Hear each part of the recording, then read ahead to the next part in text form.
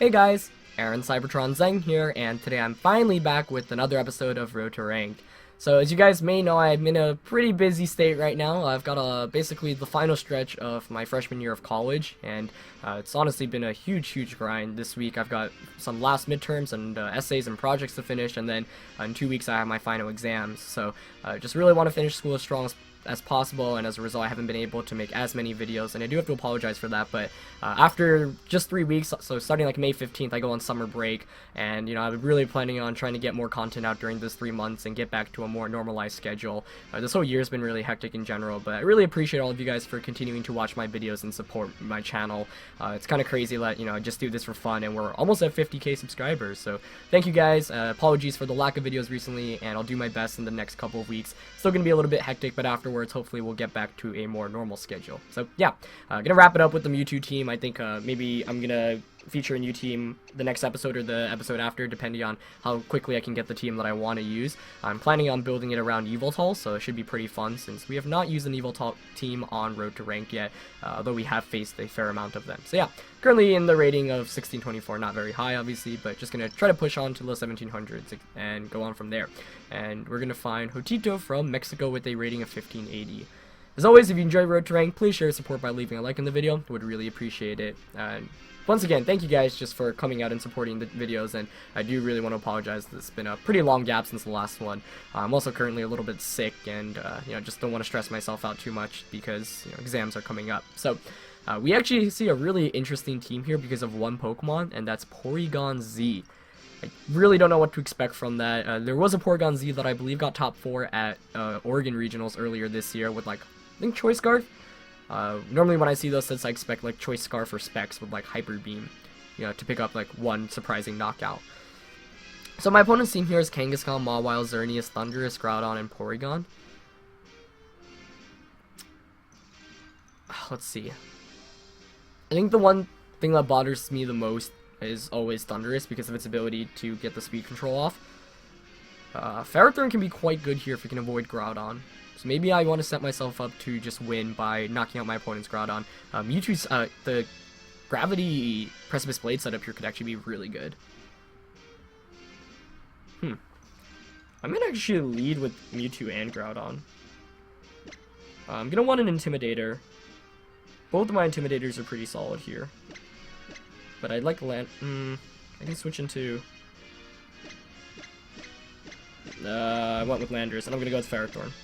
So I'm actually not bringing my Mega Evolution here, but I feel okay with that. It's going to be a pretty interesting matchup. Like, one of the reasons why I wanted to use Mewtwo was to feature it with Gravity, combine it with Groudon, and then get, like, Precipice Blades off, which is really powerful, but in a different setting as opposed to Trick Room. We see Porygon-Z and Groudon. Okay. What to expect? I really don't know.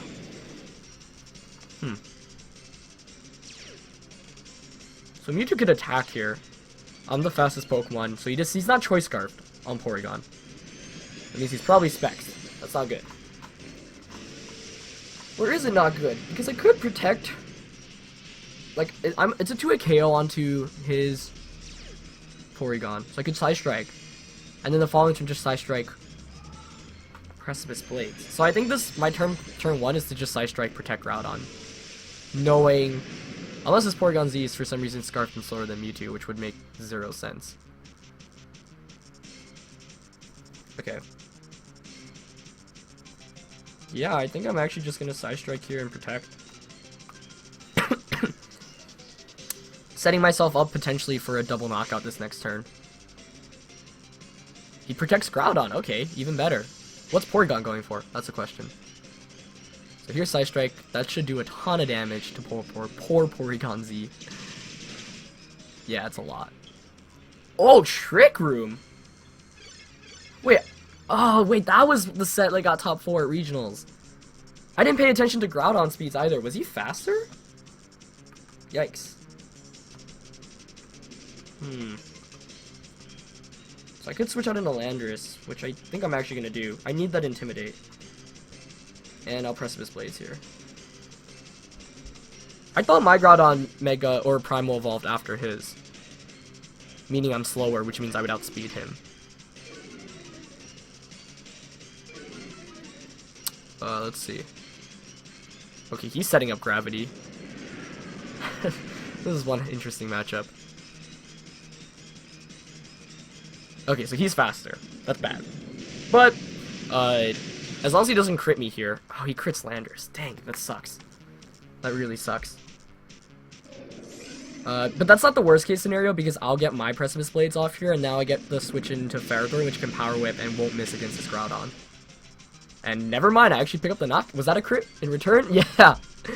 So we trade critical hits there. I actually would not have minded Groudon not getting knocked out there. But we take those. And the reason why I wouldn't have minded Groudon not getting knocked out is because then I get the switch into Ferrothorn. And then I can threaten by knocking your Groudon out, so it renders that slot useless. Thundurus is coming in. That's good. Is it going to be Mawile? It's going to be Xerneas. Wow, that's game right there. So Trick Room actually, like... Maybe my opponent wasn't anticipating the Intimidate coming in, but like, okay, let's say he got the crit against me, I didn't get the crit against him. All I have to do is bring in Ferrothorn and then go for Precipice Blade's Power Whip, and he has no way to stop that, because Ferrothorn's Power Whip will do enough, since Precipice Blades against his Groudon probably does like 75-80%. So he'd have to bring in Thundurus, go for a Thunder Wave onto Ferrothorn, and hope for a full paralysis. So yeah, I'm like, my opponent's game plan looked good from turn 1, but then I don't think he considered the long term, since Xerneas and Thundurus are not really Trick Room Pokemon. The Gravity also maybe wasn't the best of decisions. If you went for an attack with Porygon, that actually could have been really interesting. Instead, now all I have to do is just Gyro Ball Precipice Blade, since my opponent set up Gravity for me.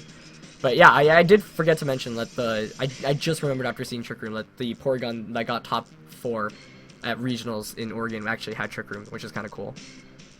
Not exactly your most common Trick Room user, but definitely a really interesting option. Not a Focus Sash Thundurus here either, so this is going to be a 4-turn game, it looks like. Very interesting. So yeah, I should have paid attention to speeds in the beginning. I actually was looking away, and I like glanced at the end, and I was like, oh wait, his is faster, right? Like, I'm pretty sure. Like, my just Primal Evolve, but you know, that's a really important piece of information you should always be jotting down. But the Gyro Ball and the Precipice Blades are going to connect, and that's going to be a game. So yeah, this game ended up being really scary after turn 1, but played out basically as perfectly as possible afterwards. Gravity setup with a Groudon outspeeding everything, and you know, Ferrothorn to support that is really good. Okay, we are back with the second game of the day against a Japanese opponent with a rating of 1679, rocking a typical Big 6 team. The second game that I originally had unfortunately got cut off, so I was not able to feature it. It was a relatively short game, not too exciting. So, Big 6 matchup is always so interesting. I still haven't really figured it out against, you know, what exactly to do, since it always seems like what my opponent ends up bringing is a little bit different from time to time. I typically go with the Gengar route, but I'm thinking about the Salamence route more and more now, honestly. But I still like Gengar so much. Like, I think typically it's like Gengar, Landorus, Mewtwo, Groudon, which, you know, makes a lot of sense. Do I want to change things up? Let's try something new. Kind of want to try something new. It's just a Smeargle is always the biggest threat. Talonflame's ability to Tailwind is also a nuisance. So maybe yeah, I feel like I've been falling victim to the Talonflame Tailwind, so maybe Salamence is actually the way to go. To threaten with my own Tailwind. Salamence. I can go Salamence Landorus. Groudon. Do I want Ferrothorn or do I want... I feel like I kind of need Ferrothorn. So I'm going to be keeping Mewtwo on the bench this time around. I don't know. Mewtwo is good, obviously, because of its damage output, but if they get the speed advantage, or if they bring Kangaskhan, they can just Sucker Punch. And, like, Mewtwo speed doesn't really matter too much because of the priority that Big 6 teams have with Kangaskhan and the Kangaskhan and the Talonflame with Brave Bird. But this is actually a pretty excellent lead matchup. I get my double Intimidate off here. Thinking for my opponent, you go for the Fake Out onto Mence.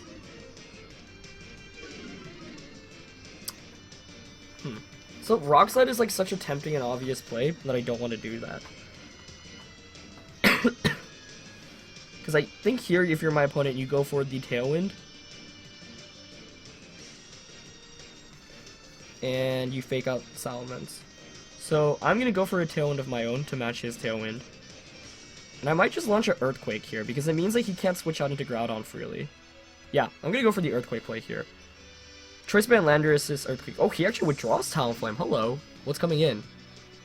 Ooh, that is good. Well, it depends on what he does with Kangaskhan here, but yeah, that lead matchup was perfect. Wow. Maybe I should be leading Mence Landorus against Big Six then. Oh, I would feel it would be so nice if he didn't go for a fake out, the game's over. I think just right there. But let's see what he goes for. I mean, you kind of have to fake out here. I don't think you fake out Mence, which would be incredible. So he's gonna Mega Evolve. No Mega Mence on his side means he doesn't have any ground resists other than Talonflame, which is really important. Xerneas is most likely going to be his last Pokemon.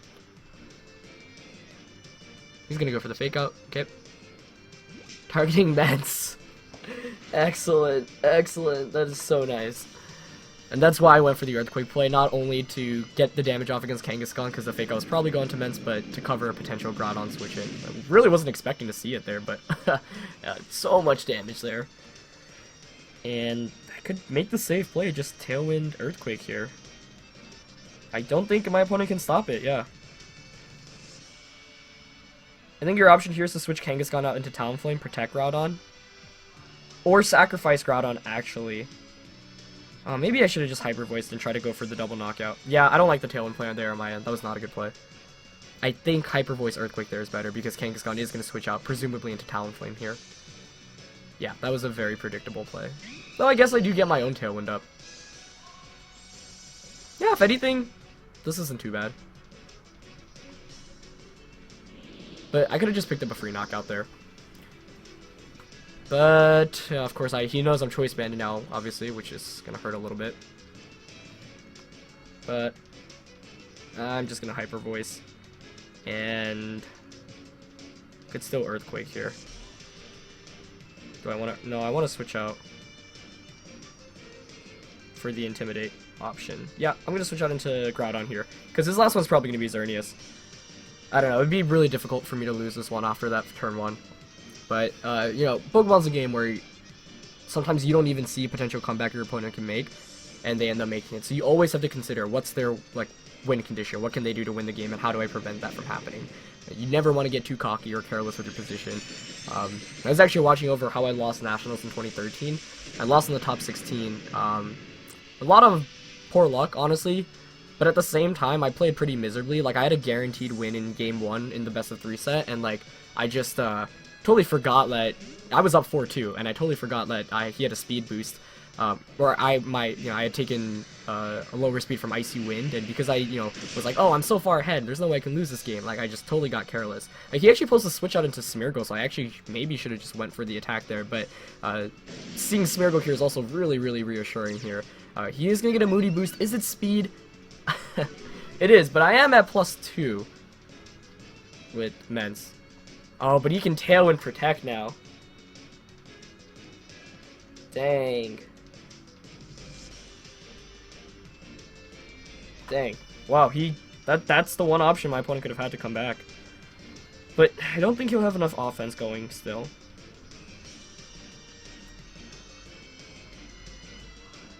Yeah, it's better to play it safe here and Double Edge and Fire Punch here. Could have Rock Slided, but I thought he'd Wide Guard. Whatever. That's okay. I should have doubled up into Smeargle. Okay, so he's got a Tailwind of his own now. Oh, that speed boost changes everything. Oh no. Oh, special defense, that's fine. Speed decrease would be good. Oh, well, no. Because he's still 1.5, so he's at Choice Scarf rate. Even though I have Tailwind up. So now you Dark Void. And Pray. It's gonna bring in Groudon. That's fine. If I eliminate Groudon, I win the game outright. I could burn a turn of his Tailwind.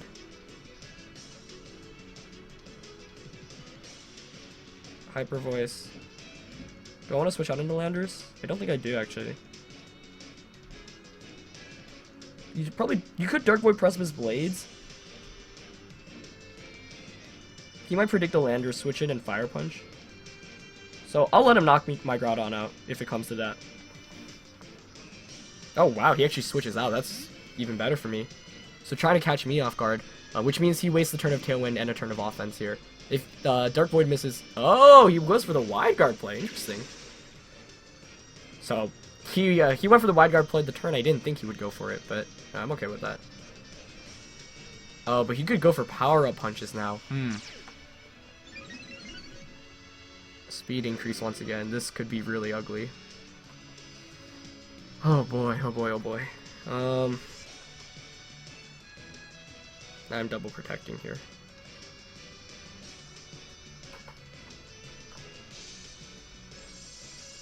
Dang, I should have Fire Punched. That was the one play. I just really wasn't expecting a switch there, though.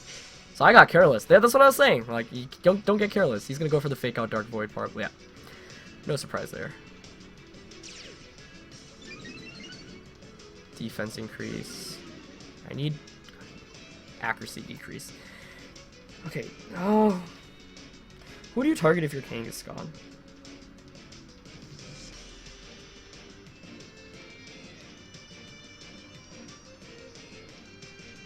I think I'm honestly just going to Hyper Voice Fire Punch here.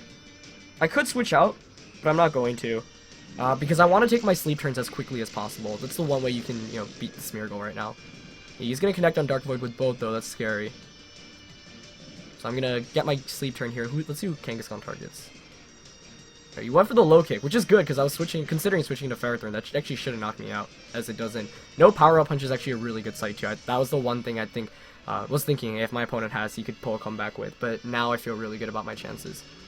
But for how good my lead matchup was, this is still not over. And Smeargle's speed is astronomically high now. I think it's at +3. At +2 now. Okay, Tailwind could actually mitigate that then.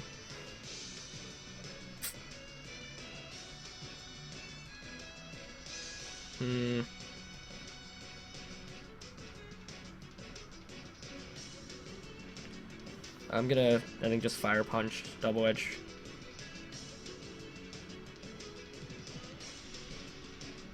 Actually, I kind of want to knock out Smeargle. He could protect here, though. Nope, he wide guards. So if I wait, it actually depends who Kangaskhan targets as well.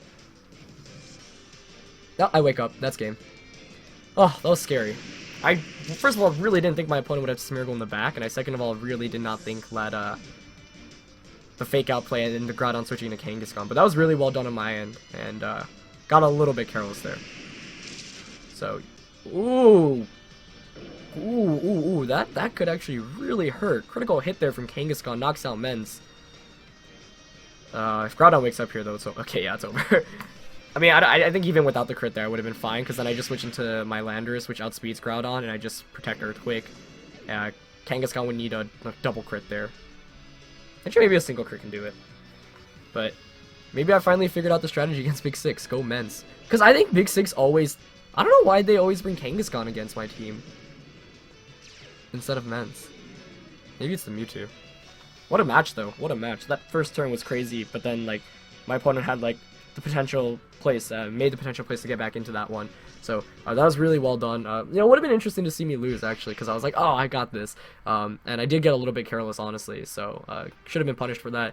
But, you still need everything to go right for you when you're so far behind, and, unfortunately, like, you basically, like, need Dark Void to double hit, critical hits, and, like 3-turn wake sleeps on all the ends. So fortunately my opponent didn't get it, but that was a really, really great game. One that my opponent definitely clawed his way back into after the first turn, and if there's any Pokemon in VGC 2016 that can do that, it's Moody Smeargle. So potentially really, really scary finish there, but fortunately enough we were able to eliminate it before anything. But some really nice plays from my opponent there, so credits to him. And yeah, that was two really exciting and interesting games today. Like, both were, kind of one-sided, but there were points, like, for example, the first turn of the last game, I was like, oh, wow, this could actually be really bad. And this last game, Smeargle came and got the speed boost, and I was like, huh, maybe this actually isn't going to be easy or a win after how good the position was after the first turn. So yeah, actually, I have to really just think every turn out fully. Don't get careless, and even if you get careless, like, don't go on tilt.